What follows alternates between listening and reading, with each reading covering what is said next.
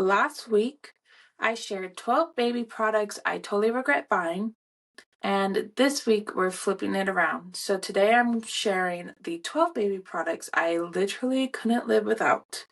These are the things that actually made my life easier as a mom of two, especially this past year postpartum.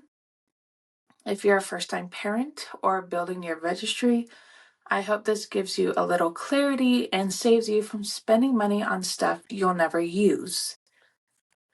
So, this is a list that my husband and I agree on and that we came up with, and he agrees from the list last week that a lot of those things were a waste of money. So, it was a complete turnaround when we had our second baby, the things that we actually use and make our life a lot easier. So we are going to start with number one, and I will say that these items are not in a particular order. If you want to know my opinion on the order of most helpful to not, let me know. But anyways, this is just the 12 products that I use with my second baby and that I love. So first thing, stroller, and there are two different kind of strollers I'm going to talk about. So the first one is just it was a hand-me-down, a Graco hand-me-down, and it just pops open and there's no seat in it or anything, but it clicks an infant car seat into it and it maneuvers really easy, super lightweight. I used that the first 4 months that my second was in a infant car seat. I remember with my first not having something like that and having to carry her around all the time and just hurt my arm, and I really didn't get out much because of that. So this way I felt a lot more liberated to go do things like grocery shop and just have this neat little device to stroll around her in her car seat. After she moved out of her infant car seat, she was probably about 5 or 6 months, and I switched to another lightweight stroller, and it has 3-in-1 functions. So it can turn into a bassinet or a seat, and it can be rear or front facing. I believe that there's no car seat that clicks into it. So that's the only downside, but my babies never stay in an infant car seat long enough. So I got that, and I noticed it's really helpful for when Scotty's tired. I just pop her in the bassinet and stroll around. Also, if she's kind of cranky, I just put her in there and stroll around and she'll take a nap. So I think those two things were great purchases, even though they're two separate items, and hand-me-downs are always a plus. So let's see. According to Baby Center, parents who use a car seat compatible stroller system save about 20 to 30 minutes per outing on average, which is huge when you're running on no sleep. So I feel like I have cotton mouth, which is maybe TMI, but I'm gonna drink some water. Okay, number two, I feel like this would be number one on my list. Just saying. It's a Baby Brezza. I don't remember hearing about them with my first baby. And I'm pretty sure they were super expensive. So there are several different Baby Brezzas, like that's the brand. And it was another hand-me-down my friend gave us. It just holds the water in it, but it keeps it at the perfect temperature for a bottle. And I feel like that's the hardest thing when you have, like, when you do formula, is getting the right temp of a bottle. and it takes too long to microwave, and it's not great either. It takes too long to like warm it up, da da da da. So this cut down a lot of time when it came to making bottles. It's basically like a coffee machine for formula, but with water, and it just made everything so much better.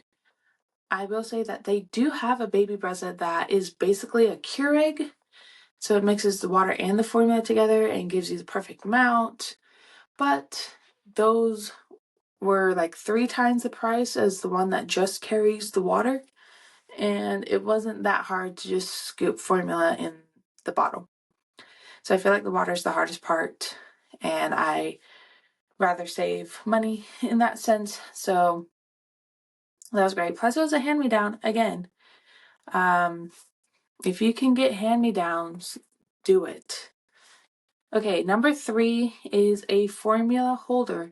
Now, I am a formula mom. My last 2 babies have been formula fed. So, if you're a mom that is nursing or planning on nursing, I don't have any products that help with that in this list, just to let you know.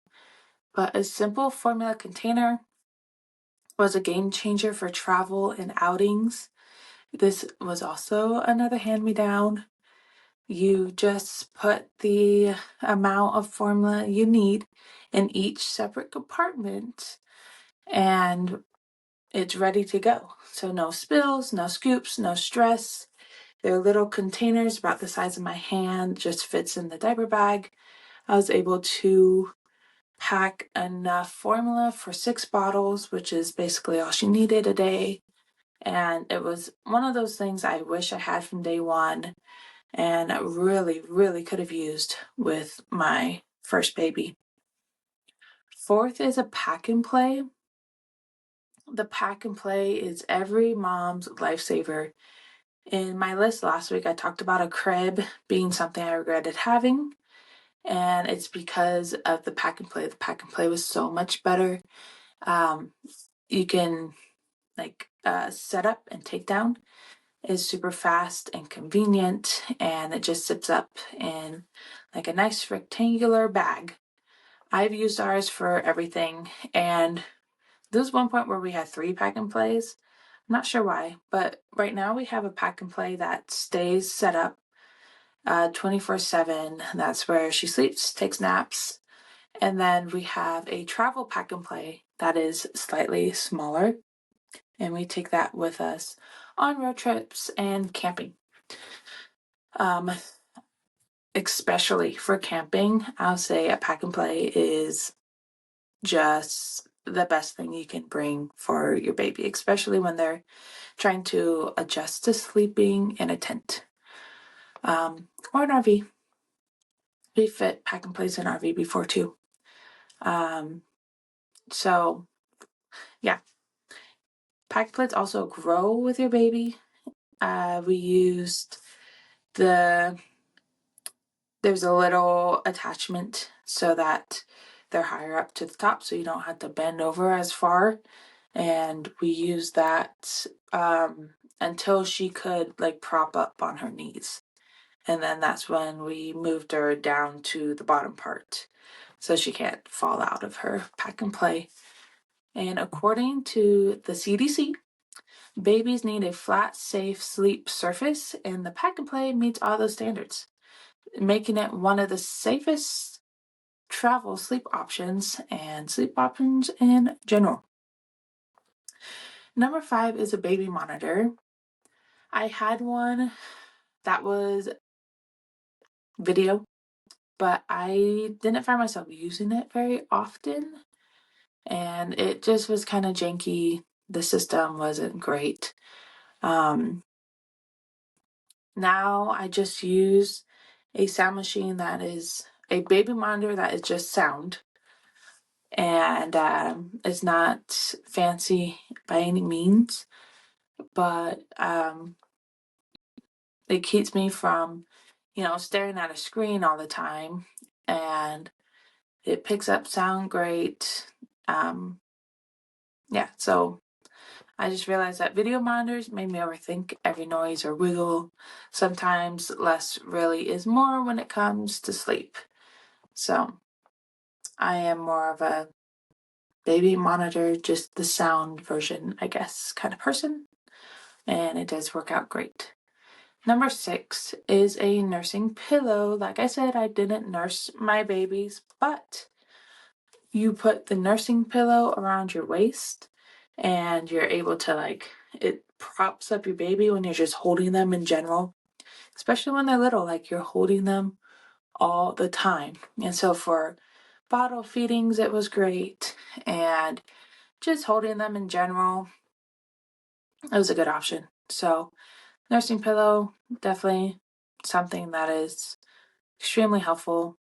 Yeah, it helps a lot with back support. You can also use it for tummy time for babies too. So yeah. Pro tip, however, get one with a washable cover because it will get messy. Anything that has to do with baby or kids will get messy and stained, thrown up on, pooped on, peed on, whatever. So keep that in mind whenever you buy anything for children and sometimes your husband, if they're like mine. Number 7, this one is Sam's Club bulk wipes.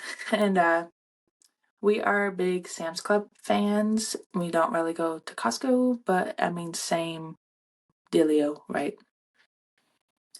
But never underestimate the power of bulk wipes. We use wipes for everything, and Sam's Club wipes last forever. I buy one box for $20, and then I don't have to get more for months. They're also great quality. They're not like super wet, and they don't rip, which, sorry, but I feel like Costco's kind of tears. And I've used other wipes, I just don't like them. So Sam's Club, that's where it's at for me.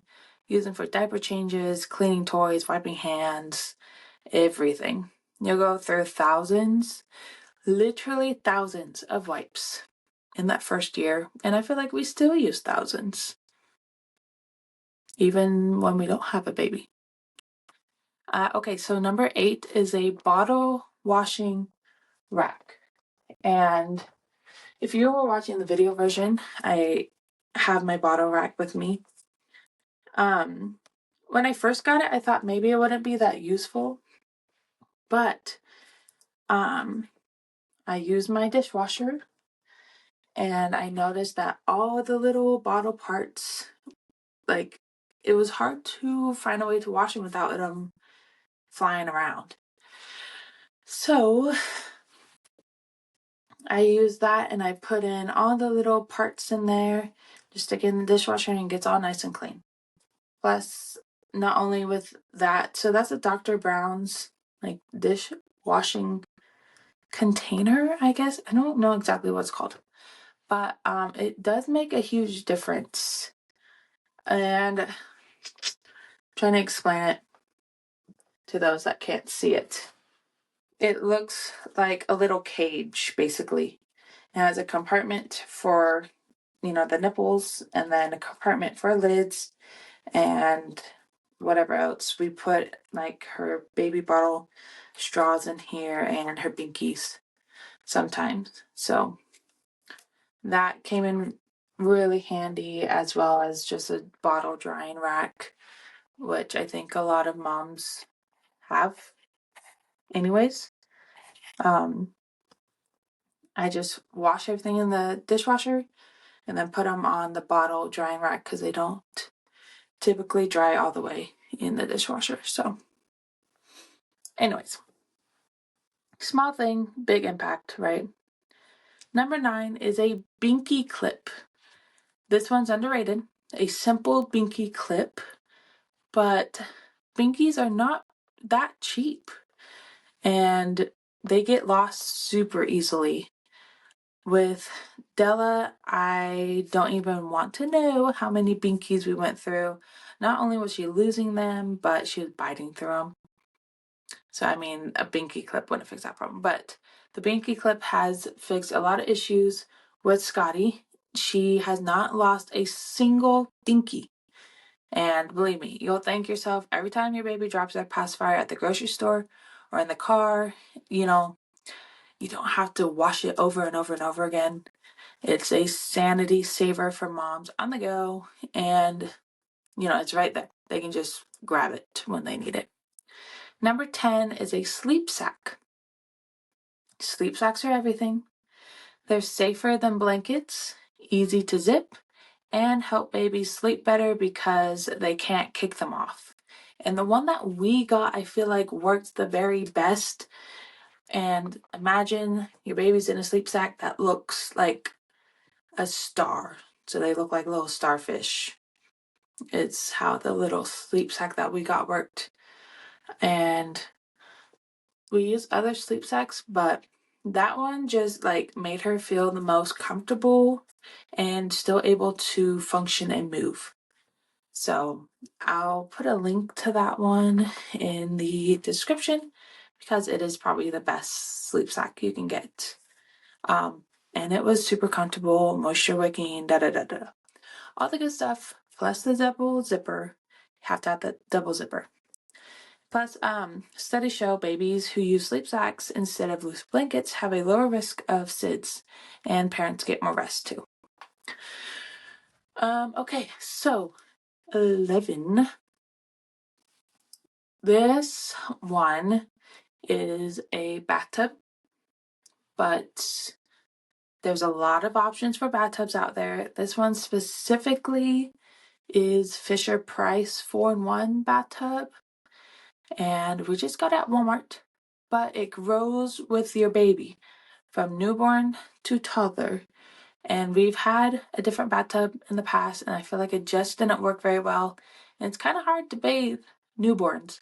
So this one had a little saddle for the newborn, and it just made everything so easy. The newborn sling was perfect in those early weeks, and it made bath time feel safe and easy. And number 12 is another bath time gadget, and it was a temperature control. I guess it didn't control temperature, but it was able to tell you the temp of the water. And ours came in a little Otter, and what you do is put the Otter in the water, kind of rhymed, and it would be blue for too cold, green for just right, and it would beep red if it was too hot. So I definitely use that because it's hard to kind of tell what is the perfect temp for a newborn, and it needs to be at a specific number. And so I just pop that in, wait till it turned green, and then put the baby in there. And I always knew if it was too hot or too cold. And as a tired mom, that's just one less thing to worry about. So I will say that was a useful little tool, but we left it in like the tub in water for too long, like set it on the bathtub side in water and the battery died. So don't do that, like store it in a dry place. But here are my life lessons and takeaways from just, I guess, the last year of being a mom of two. If there's one thing I've learned, it's that you don't need everything to be a good mom. What really matters is finding what makes your day-to-day life smoother and less stressful. And that definitely helps you be a better mom when you're not extremely overwhelmed and overstimulated, which I feel like all moms are already overstimulated from like the moment we wake up. So if there's anything that kind of takes some of that stuff off our back, then that's what you want. These items aren't just products, they're part of the rhythm that helped me survive the first year postpartum. And I hope that you can find the products that will help you. Thanks for listening to No Textbook for Life. You can also find the video version and more on my YouTube channel, Modern American Mama. I'll see you next Friday, and congratulations, you survived another episode of No Textbook for Life. And don't forget to check out last week's video 12 products I regret buying for my newborn. Subscribe for more and check out No Textbook for Life on Spotify, Amazon, and Apple.